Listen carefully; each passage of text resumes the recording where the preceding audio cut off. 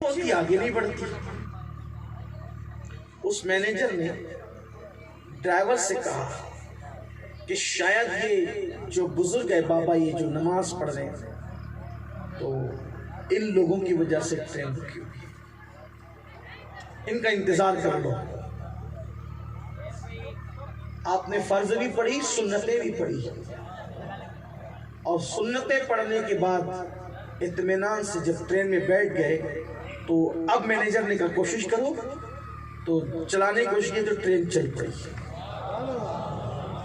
چونکہ ٹرین اجمیر شریف جا رہی تھی، اس کے ایام تھے، مینیجر کو اندازہ تھا کہ یہ لوگ جا کہاں رہے ہیں۔ ابھی بھی اس کے ایام میں جب اجمیر مولا کی ٹرین میں ہم بیٹھے تو لوگ سمجھ جاتے ہیں کہ عرس کا موقع ہے، بلکہ عام چھٹی کا موقع بھی تو لوگ سمجھ جاتے ہیں، ٹی سی بھی سمجھ جاتا ہے یہ سب لوگ وہی جانے والے لوگ ہیں۔ مومن اور غیر مومن، مسلم غیر مسلم، سب کو پتا ہے یہ جا رہے مطلب ادھر ہی جا رہے ہیں، اور چہرے بھی لوگ پہچانتے ہیں، سمجھتے ہیں کہ غریب نواز کے چاہنے والوں کے چہرے پہ ہوائیاں تو نہیں اڑتی نا، وہ یہاں بھی مطمئن ہے، وہاں بھی مطمئن ہے۔ تو جب ٹرین نکل گئی، ٹرین چل پڑی، مینیجر نے پھر چھٹی لی اور اپنی پوری فیملی کے ساتھ مینیجر اجمیر شریف پہنچا۔ انگریز تھا اس وقت، 4 رجب کو شاہجہانی مسجد کے اندر امام احمد رضا کا خطاب اور تقریر ہوتی تھی، اور سے غریب نواز کے موقع پر وہ وہاں پہنچا تو دیکھا کہ یہی بزرگ ہیں جو نماز پڑھا رہے تو ٹرین رکی تھی، اور اس نے اپنی پوری فیملی کے ساتھ صرف اس کرامت کو دیکھ کر کے اس انگریز نے اسلام قبول کیا، کلمہ پڑھ کے مسلمان ہوا۔ یہ ہے فکر رضا، جس کا عکس جمیل فکر تاج الشریعہ میں آپ بار بار دیکھیں، ان کو بھی دیکھیں۔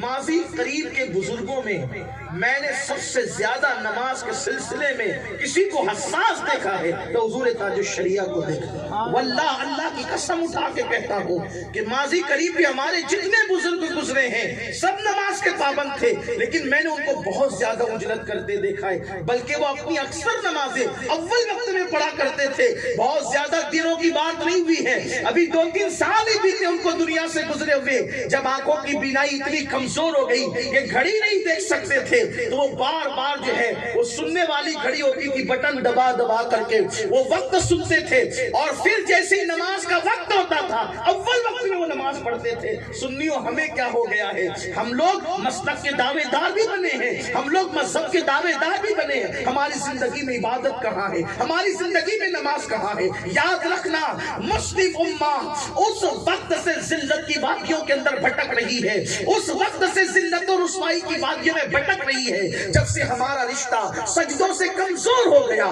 جب تک کہ ہم سجدوں کے پابند رہے، جب تک ہم نمازوں کے پابند رہے، جب تک ہم عبادت کے پابند رہے، ہم کامیاب رہے، ہم کامران رہے۔ جب سے مسجدوں سے رشتہ کمزور ہو گیا، کیا ان کے نانا حضور مفتی اعظم کی زندگی آپ کو نہیں پتا؟ اللہ اکبر! حضور مفتی اعظم جب کسی کو تعویذ دیتے تو تعویذ دیتے وقت یہ جملہ ضرور کہتے، بیٹے نماز پڑھو گے تو تعویذ اثر کرے گا، اگر نماز نہیں پڑھو گے تو تعویذ اثر نہیں کرے گا۔ آج یہ فکر ہمارے پاس ہے کہاں چاہتے؟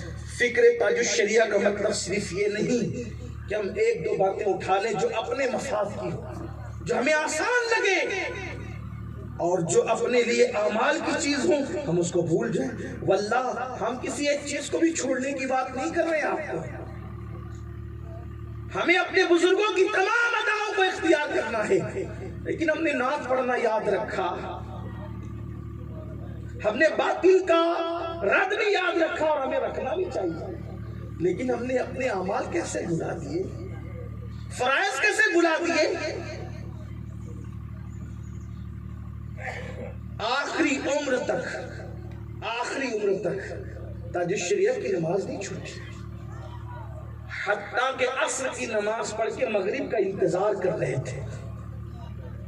یہی ہے ان کی مثال کی آخری گھڑی، دنیا سے جانے کا آخری پس منظر یہی ہے، عصر کی نماز پڑھ کے۔ حالانکہ ہاسپٹل سے ابھی کچھ دنوں پہلے لائے گئے، کمزوری کا عالم کیا تھا، بلکہ میں نے تو یہاں تک اپنے بڑوں سے سنا ہے کہ وہ بیمار ہوتے تھے، آئی سی یو میں ہوتے تھے، اس کے باوجود بھی نماز وہ کھڑے ہو کر ہی پڑھتے تھے۔ ایک مرتبہ میں بریلی شریف گیا، یہ منظر میں نے اپنی آنکھوں سے مجھے کوئی ضرورت نہیں ہے کہ میں قسم کھا کر کے کوئی جھوٹ گڑوں آپ کے سامنے پیش کروں. گڑنا وہاں پڑتا ہے جہاں حقانیت نہیں ہوتی. ہمارے یہاں تو بزرگوں کے پاس ساری حقانیت ہی حقانیت. دہلی شریف گیا تو میں نے یہ طے کہ میرا پروگرام تھا وہاں پاس میں, تو میں نے ان سے کہہ دیا تھا کہ جمعہ میں حضرت کی ابتدا میں ادا کروں گا, اس کے بعد شام کو نکلیں گے پروگرام کے لیے.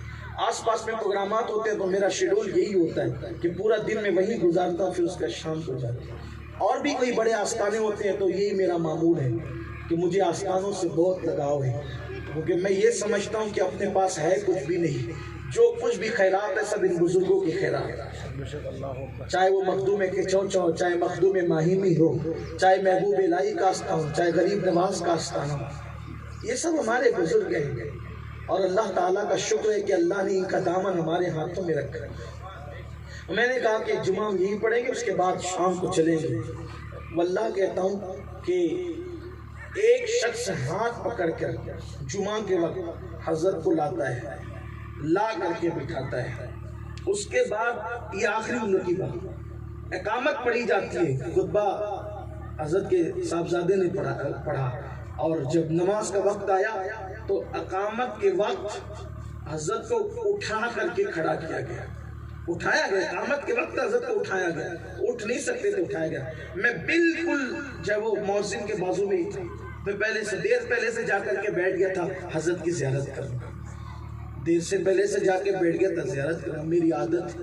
حضور سرکار مخدوم سمنہ علیہ رحمہ کا فرمان جب سے میں نے پڑھا, وہ فرماتے ہیں بزرگوں کے چہروں کی زیارت وہ عبادت ہے کہ جب وہ چہرے قبروں میں چلے جائیں تو پھر کبھی اس کی قضا نہیں ہو سکتی.